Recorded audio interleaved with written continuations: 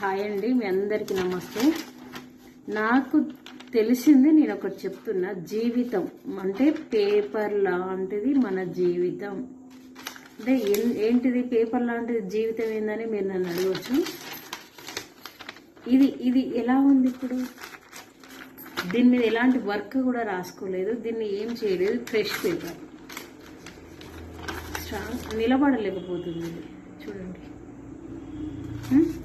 మన జీవితం కూడా అంతే. మన కష్టాలు వచ్చినప్పుడు ఇలా నగిలిపోతాము.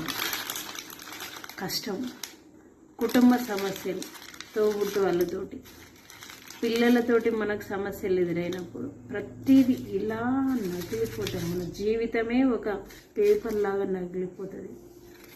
అప్పుడు ఈ పేపర్ని మనం ఓపెన్ చేస్తే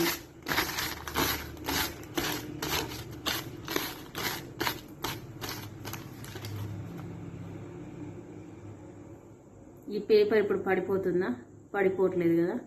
మన కష్టాలు వచ్చినప్పుడు కూడా ఇలా నగిలిపోయి మనం తేలుకొని స్ట్రాంగ్గా తయారై ధైర్యాన్ని తెచ్చుకొని ఆ కుటుంబ సమస్యలు కానీ మనకి ఎలాంటి సమస్యలు వచ్చినా మనం ఎదుర్కొని ధైర్యంగా నిలబడ్డప్పుడే జీవితం.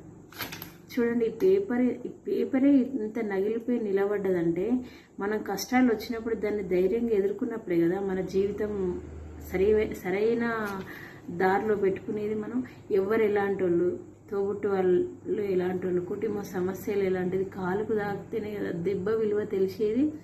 జీవితంలో కష్టాలు ఎదురైనప్పుడు ఏదైనా మన మంచికి అనుకొని దాన్ని ధైర్యంగా ఎదుర్కోండి. అర్థమైందా?